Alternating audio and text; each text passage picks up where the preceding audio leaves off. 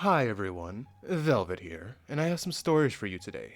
But before we get started, can you please do me a huge favor and like, comment, and subscribe? It'll really help the channel out, and it'll get you more videos like this every day. Let's get started. And our first one comes from Lonely Commercial 37. Am I the beehole for telling my brother that his son is not a monster for not being his wife's emotional support human? My nephew, Grayson, is 15 years old. When he was 8, his mom and unborn sister passed away after she had a placental abruption. Gray was in the car with his parents at the time it happened, and he watched his mom die. My brother Ken also watched his wife die. It was incredibly traumatic for the both of them. Ken fell apart, and so did Gray, but Ken focused more on his own grief and healing than he did on Gray's, and ignored Gray's grief further when he decided 18 months later that he was ready to date again. Ken met his second wife, Vera, when Gray was 10, and they got married 5 months into their relationship. Vera told Gray that she would do everything she could to be a good mom to him and fill the shoes of his mom left better than anyone else could. She joked more than once that she might even be better than his old mom. That, along with Gray feeling like Ken was replacing his mom, and doing everything too fast meant Gray never liked or bonded with Vera. She has tried very hard to get close to him, but he's not interested. I tried talking to Ken about getting Gray some help and talking to a therapist himself. My parents always assured Ken Gray will come around in time. A little over a year ago, Ken and Vera's son was stillborn due to a fatal fetal abnormality that ran in Vera's family, which she was not aware of. She ended up needing a C-section because of the complications, and afterwards she was no longer able to have more children. Gray did not have much of a reaction to the loss. He was open with me that he really didn't feel any grief despite everyone expecting him to. To him, he lost no sibling. When his half-brother was stillborn, he was never excited for him or considered him anything more than his dad's baby with someone. But everyone has expected it, and even our parents told Ken that Gray would fall apart in time. During all of this, Vera wanted Gray to be there for her and comfort her and be the son he has never wanted to be to her. Recently, Vera made a great effort to try and get Gray to be there and comfort her. She confronted him and told him she needed him to be more caring. This happened in front of my parents and family. She told him she feels like he doesn't care and that he can't even support his family. He told her she is not his family and he won't ever be there to support her. Ken jumped in and said it's like he doesn't care, and that's sick. He then went on a rant about how Gray should be more concerned and loving towards Vera, and he called him a monster for refusing to be there for her after her worst loss of her life. I told Ken that he shouldn't talk to Gray that way. I told him Gray is not a monster for refusing to be Vera's emotional support human, and that he expected way too much given their very sour and complicated relationship that was there already. My parents and Ken thought I was horrifically wrong for stepping in. Gray thanked me, and he told me Ken doesn't get that he views him as a cold monster, and that he's ashamed of him. Am I the beehole? Okay, so OP, you are not the beehole, and Gray is not the beehole. Ken and Vera are beeholes. Ken for not being there and being a good father and helping his son get over the loss of his mother and his sister like that. Vera for coming in and gloating about how she's going to be even better than your mother. Like, what the heck, man? Come on, that's not the way to handle something like that. You gotta show some respect and reverence for the child's mother like that. You're already making him your enemy coming in like that.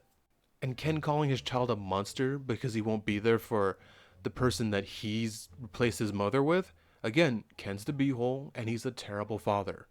Looking down the comments, I gotta agree with Lone Wolf 36 99 63. 3 more years, and then your brother will be wondering why his son only visits you and is not in contact with him. It sounds like you're the only level-headed person in your family. Please always be there for Gray. I agree. That's a fantastic way for Ken to never see his son again, because if I was in Gray's shoes, I'd be gone, and I'd never look back. Our next one comes from HeadAd5224. Am I the beehole for wanting to wear pajamas/baggy clothes while going out in public with my boyfriend? So for context, me, a 20-year-old female, and my boyfriend, a 20-year-old male, were going out to a shopping center about a week ago. This area is popular, and it's always decorated beautifully, festive for the holidays. Maybe this is just me acting like a bum, but I thought it would be cute to wear those red flannel/plaid I don't know what to call it, pajama pants with a regular black hoodie. Something about it being Christmas made it seem charming. I asked him what he thought of the outfit, and he immediately said, no. I was a bit surprised. He says he believes pajamas are only to be worn in the house, and to wear them in public tells the world I have no self-respect. I was surprised again, and told him I've got self-respect, I just thought it would look cute. He says it'd be disrespectful to him if I wore them out while with him, which I tried to understand from his perspective. I ended up switching to a more acceptable option, gray sweatpants. Fast forward to last night. We were already upset, sharing our feelings about different topics, and eventually he brings up the pajamas again. I still can't believe we are talking about the pajamas, so I'm completely stunned and ask something along the lines of, are we seriously still talking about that outfit I wanted to wear? Then he tells me about how it's not just the outfit, and then many of my clothes are baggy and too big for me, and how I look completely dwarfed by my clothes, when they didn't fit my form. Lots of my casual clothes are t-shirts that are too big for me. They're size M, I'm size extra small, and even the ones in my size look big because I'm a small girl. And some color of the sweatpants. I never thought anything bad about my baggy clothes until this conversation. He says he knows I have better, really cute and well-fitting outfits, so it comes off as lazy, and me not caring about what I look like when I leave in bigger clothes. Some quotes from him last night. I want to show you off and be proud to be next to you, but it's hard when you don't put any effort into your appearance. I want you to look good, if not for yourself, then for me. I understand why he didn't want me to wear PJs in public, and I respect it, but he also just called out like 50% of my wardrobe when I don't wear those clothes. I have dressed in a skirt and jeans, joggers, and some slacks, but like 75% of my regular shirts don't hug my body at all. I love this man. I want for him to feel comfortable being seen with me. It's just that this hurts my feelings, mostly because I don't know he felt this way about my casual wear. Am I being insensitive or lazy? Am I the beehole? Edit. Info. This wasn't a date. We were out running errands, and he wasn't dressed up. We've been together for over 4 years. I have always worn generally looser clothes, and he's never brought it up before. Yes, I am American, he is too. But he lived in Europe/the Middle East for a long time as a kid. Okay, going into this one, I'm gonna go with everyone or no one's the beehole. Either way, it's both of you guys. Because I 127,000% agree with your boyfriend on the pajamas. I don't know about the whole self-respect thing, probably that too, but I know when I see it, usually in Walmart, that should tell you a lot, I think it looks trashy, and it's not cute on anybody. It doesn't matter how beautiful you are, it's not cute, male or female. Now, when it comes to you, especially if you're wearing baggy clothes, who cares? Especially if you're just, farting around, getting groceries, doing errands, who cares? Just wear something that feels good and doesn't have, you all hanging out or anything like that. And by that, I mean, sweatpants, a shirt, that type of thing. Not pajamas to run errands. That's trashy. I also get where your boyfriend's coming where he wants to show you off. If you guys were going somewhere that required that. Again, if you're just, doing your daily stuff, who cares? And our next one comes from Upbeat Development 84. Am I the beehole for telling my half-sister that she and her siblings can figure out their crap with their dad on their own? I, a 36-year-old female, have a brother, a 38-year-old male, and we have 3 half-siblings from our dad's second marriage, a 25-year-old female, a 23-year-old male, and a 21-year-old male. My brother and I lost our mom as kids. Our dad took a year and told us that was enough of him hanging on to the past. He remarried within a year of saying that, so a little under 2 years after the death of our mother. He told us once people die, they need to be left in the past after a period of time, and you'll work on filling their roles and replacing them as much as you possibly can. The whole thing was gross. He would become extremely frustrated when we did not leave mom in the past. His second wife was also a part of this mindset. It worked for her, so she really pushed for us to do the same. When she was pregnant with our half-sister, she told us it would be unfair for the baby to be born in an ununited family, and that my brother and I had to accept she was our mom now, and she had taken her place. Dad was cheering her on with little talk. My brother and I were never close to our half-siblings. They picked up a lot of their parents' attitude about, we should leave mom in the past and let the second wife be mom. They blamed us for others knowing we were not true nuclear family, and instead were a blended family. I never cared. My brother enjoyed seeing dad and second wife have egg in their face when they would claim we were her kids, and people knew, because of us, that she was our stepmother, at best, but more like dad's wife. Second wife kicked the bucket a few months ago, and half siblings all believe that dad would be widowed for the rest of his life and not remarried because he loved their mom so much. They wanted to talk to him about having one of them live with him, or for him to live with the half sister. He told him that he was already looking for his replacement wife. Half siblings went nuts and tried to involve my brother and me, but this has nothing to do with us. Neither of us have talked to dad in almost 2 decades. We hardly even talk to them. My half sister decided she wanted a face to face talk about this with me, where she tried to say, as the only two girls, and how it was unfair that it was to her mom for dad to replace her. She told me we needed to get on board and help them with dad and figure out how to stop him. I told her that was none of our concern, and dad replaced my mom, so I wouldn't care if he replaced someone I never cared about. She told me I should care, and her mom did an amazing job with my brother and me. I told her she and her brothers are adults and are way older than brother and I were when we lost our mom and dad remarried. So they can figure that crap out with dad without us. I also reiterated I would not lend any assistance with this. I was told I was a crappy sister, person, daughter, and that I effing suck. Am I the beehole? Hi, OP. Man, I read a story kind of like this a little bit ago, right? No, you are not the beehole. Your brother's not the beehole. The stepmom and those little spawns of hers are the beeholes over here trying to force you. And, oh, I almost forgot, your dad is also the biggest beehole, trying to force you guys to forget your mother and replace her with a stepmother. But yeah, both your dad and your stepmother are disgusting adults, trying to force kids to forget their mother like that, encouraging and manipulating them to do something like that. Why don't people understand you gotta grieve this stuff and you can't replace someone's mother, no matter how good you are? But your dad is a major prick. Fine if he wants to remarry, but this is your mother now, leave your old mother in the past. What does this leave the people in the past? I don't have my grandmother anymore. I have a giant, I forgot what it's called, shadow box of pictures and stuff my grandma gave me.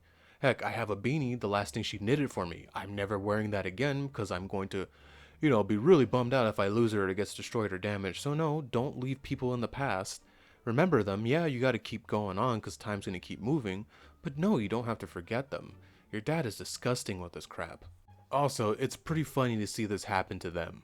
They had no problems when their mom replaced your mom, but now when it's their turn to take the hit, now they want you to help. Now they think your mom did a great job raising you. Give them nothing. Keep doing what you're doing. It sounds like you went no contact. Keep the or very low contact. I would keep that up, and I agree with you. They gotta handle their own crap. That's done. You're adults now. Our next one comes from Head Psychology 7397. Am I the beehole for asking my sister not to walk around semi-naked in the house? My 31-year-old male sister, Emily, a 28-year-old female, was recently homeless due to varying reasons. She approached me and asked for help, and I was only glad to help her. I told her that she could live in my house rent-free, and that she can stay there as long as she wants. Also, I have no problem even if she lives there permanently, etc. My wife Sarah, a 35-year-old female, was fine with it as well. She likes to walk around in revealing clothes. Sometimes she doesn't wear a bra, and at others she has no top on at all. I had no problem with the remaining there at all, but I don't like people who act like this, especially when it's in my house. I never asked her to not wear such stuff if she's staying somewhere else, so I asked her politely not to do that, especially since there's my 10-year-old son as well. She got mad and accused me of controlling her, being a misogynist, and that it's none of my business what she wears, etc. I responded by saying it's my business when you're living in my house, and if you want to do that, go ahead, but you can't do it here. My morals do not allow that, and you're not even paying anything. I told you you can live here forever, and the last thing you can do is repay it by wearing some decent clothes. She got mad and began to yell at me using abusive language, etc. I did not back down and asked her to get out if she thinks it's problematic. She said, when I can live here without paying money, F that. I'm not going to leave, and I don't want to search for another house either. So, she's still here, But I'm wondering whether it's an overreach on my part considering what I told her. Am I the beehole? Edit. To clarify, sometimes she doesn't wear a bra, but has tops on, and at others she doesn't have a top on at all. So, looking down the comments, I see people calling OP the beehole. I disagree with you guys. OP is not the beehole. He was being very kind, letting his homeless sister live there rent-free, and all he asks is that she's not walking around looking gross. And he's not even asking her to put on a burqa or anything like that. Put a shirt and some pants on. Like, that's gross. And OP, it sounds from what she's saying, you have a homeless squatter in your house. I don't know where you live, but I know in America you might have to start the eviction process because if I were you, I wouldn't tolerate someone disrespecting me in my own home. And like you said, you have a 10-year-old son. Come on, that's gross, lady. Stop walking around with your junk hanging out. And I'm not gonna lie, she's kind of dumb. Like you said, you're letting her live there rent free. You're being so generous and nice, and she's doing like this towards you, being disrespectful. OP, it's only gonna get worse. I know it sucks. I know that's your sister, and I know you want to help her, but I would kick her out because I think things are only gonna get worse. And our final one comes from Miserable Horror 980. Am I the beehole for telling my parents that my kids won't attend Christmas if everyone can't attend? My husband was injured when we were in high school, almost 18 years ago now, and he uses a wheelchair now. We have 4 children. His 15-year-old son from a previous relationship, and an 8-year-old daughter, and a 5-year-old son, and a 1-year-old daughter. My parents usually host a big Christmas every year with all the kids and their families. Sometimes it's at their home, and sometimes it's at a vacation destination. In previous years, it's always been accessible for my husband. But this year, they've chosen to have it at a mountain/ski resort that is largely inaccessible and would have a lot of activities that would leave my husband out. So we told him we were going to do our own thing for Christmas this year. No biggie, right? They responded with, "How about you send the kids and you can do your own thing?"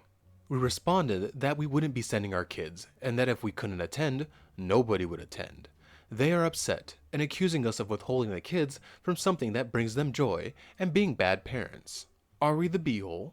OP, I'm gonna go with you're not the beehole. They know your husband has a wheelchair and they should have picked somewhere that's wheelchair accessible. I don't know why they're being like this, telling you to send the kids and you two have to sit it out. I agree with you. If all of you can't go, none of you can go. Thank you so much for staying with me to the end of this video. Can you please do what I said in the beginning and like, comment, and subscribe? It will really help the channel out and it'll get you more videos like this every day. Velvet out.